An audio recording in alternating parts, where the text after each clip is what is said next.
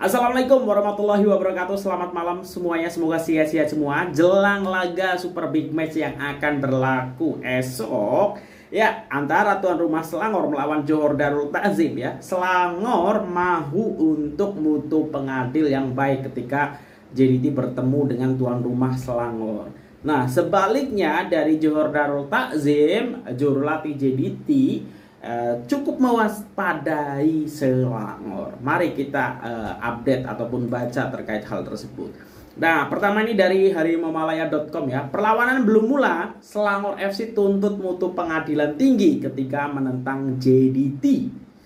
Pertemuan Liga Super antara Selangor FC dan juga Johor Darul Ta'zim ataupun JDT bakal berlangsung esok 16 Maret ini. Dan ia adalah perlawanan tumpuan karena ia membabitkan dua pasukan gergasi di negara. Biarpun perlawanan belum lagi berlangsung, namun pihak pengurusan Selangor sudah pun mengeluarkan kenyataan, ya, menuntut mutu pengadilan tinggi menjelang perlawanan tersebut esok. Mereka enggan keputusan kontroversi yang berlaku pada perlawanan membabitkan kedua-dua pasukan itu pada musim lalu kembali berulang. Perlawanan esok bukan saja dijangka akan menjadi panas perseteruan sejak beberapa musim kebelakangan ini, tetapi juga perlawanan esok akan menentukan kedudukan terkini carta Liga Super. Nah, kita tahu, ya, kalau Selangor menang akan menyalip posisi dari Johor Darul Ta'zim. JDT kini berada di puncak dengan 12 mata selepas 4 perlawanan, manakala Selangor pula mengumpul 10 mata selepas 4 perlawanan. Oleh itu, kedudukan puncak liga berkemungkinan besar akan bertukar, ya. Ya, tentu jika pasukan gergasi merah menang, mereka akan merampas kedudukan teratas liga, manakala pasukan Harimau Selatan akan jatuh ke tangga kedua. Pada perlawanan terdahulu, JDT gagal membawa pulang 3 mata penuh apabila mereka terikat 1-1 dalam perlawanan yang cukup dramatik. Walaupun ketika itu Selangor berada dalam keadaan terumbang-ambing berikutan masalah dalaman, namun sentuhan pengendali baru mereka, Tan Chen Ho, ketika itu berjaya menggagalkan usaha JDT untuk menang.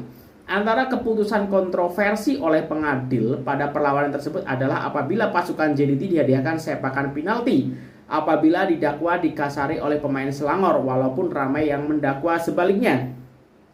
Susulan itu, ramai penyokong termasuk ketua pegawai eksekutif CEO pasukan Selangor menunggu di luar stadium untuk menunggu pengadil bertugas keluar sebelum mereka melontarkan kata-kata kesat. Oleh itu, diharap insiden sama tidak akan berulang esok karena penyokong mahukan satu perlawanan yang berkualiti dan apa yang penting adalah mutu pengadilan yang cukup tinggi. Ya. Ini yang dikhawatirkan oleh dari pihak Selangor, ya. Ya, sebenarnya itu boleh diminimalisir dengan adanya VAR, ya, di kemudian hari. Yang aku tak tahu apakah musim ini akan diterapkan di paruh kedua ataupun di akhir tapi kita tahu tahun ini memang akan diterapkan, tapi mungkin di liga boleh jadi, ya, tapi yang pasti mungkin di Piala Malaysia ataupun di Piala FA kalau aku tak silap, ya.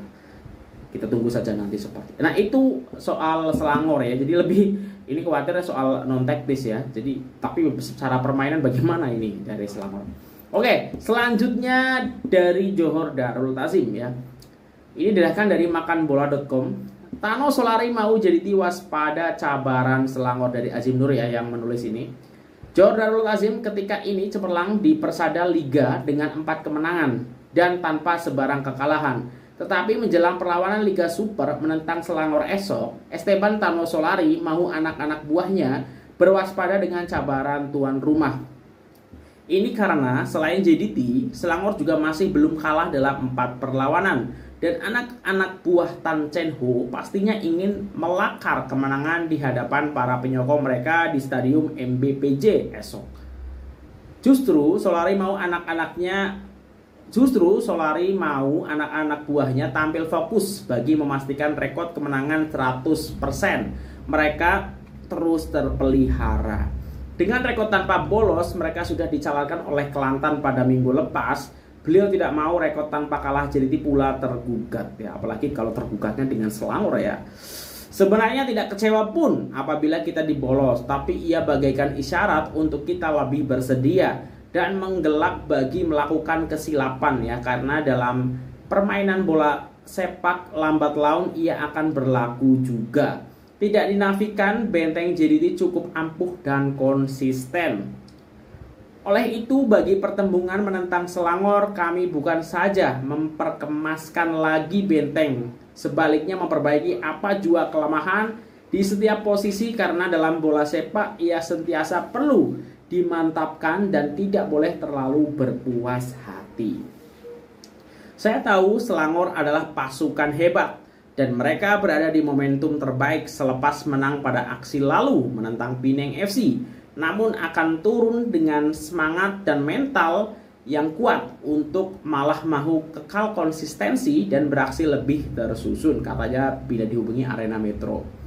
Solari turut mendedahkan penyerang utama Harimau Selatan Beksen Da Silva juga bakal tampil dalam perlawanan esok. Ini yang ditunggu-tunggu ya, walaupun kita tahu tak ada Beksen pun lini depan JDT ini cukup menggigit ya.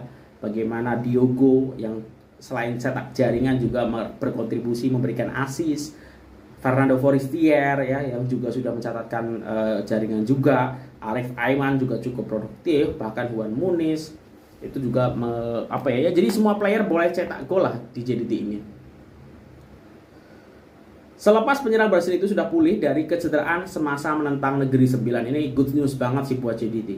Walaupun sudah pulih, Solari bersedia mengkekalkan Diogo Luisanto untuk mengepalai jentera serangan JDT sekiranya Beksen masih kurang cergas ya. Jadi ya tahu juga ya, walaupun Beksen udah kembali, apakah nanti starternya Diogo ataupun Beksennya, karena Diogo pun cukup baik ya di beberapa perlawanan terakhir JDT.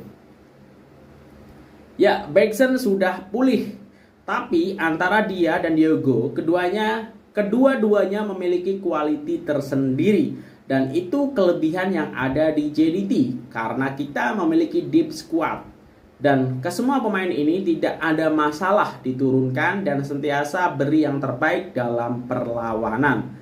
Tak boleh beritahu siapa yang akan diturunkan, saya akan mengumumkan sebelum perlawanan dan sememangnya itu cara kami pada setiap perlawanan tambahnya. Jadi belum ketahuan nih siapa yang bakal mendapatkan kesempatan ya, tapi mungkin ya tak jauh-jauh tentu kiper adalah Sihan Hasmi, Jordi Amat ya, walaupun memang kemarin Jordi Amat di golnya Kelantan itu gagal mencegah gawangnya dibolosi ketika faktor kecepatan itu dilewati ya. Tapi ya selain dari sisi itu, Jordi Amat sejauh ini cukup memberikan kontribusi yang baik ya untuk JDT. Jadi mungkin Jordi Amat akan dipertahankan, mungkin dengan Feroz Baharudin, Matt Davis, Corbin Ong mungkin akan mendapatkan starter kembali, Nathaniel Hongwan juga, kemudian Endrick Dos Santos dan juga Juan Muniz itu mungkin akan di lini tengah. Kemudian yang lain kanan Arif Aiman, kiri Forestier,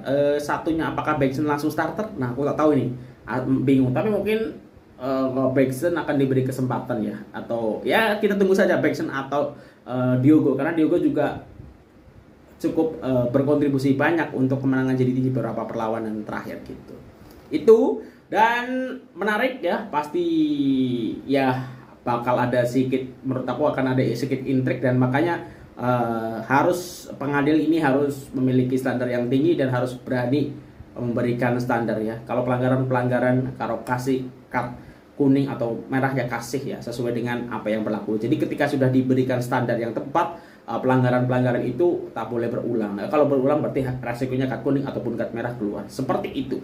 Nah, prediksi aku sih masih mengunggulkan JDT boleh ya memenangkan perlawanan. Tetapi kalau sampai padangnya itu tergenang hujan dan segala macam, itu agak membuat kesukaran JDT ya untuk mendapatkan kesempatan itu. Dan ya itu transisi counter attack dari Selangor juga patut dipertimbangkan untuk JDT ya. Tapi overall aku nampaknya prediksi JDT bolehlah menang ataupun mendapatkan 3 mata, walaupun pasti ini ya Selangor walaupun mungkin secara permainan, secara kedalaman kalah dengan JDT ya, tetapi kalau melawan JDT pasti semangatnya juga berlipat-lipat ya.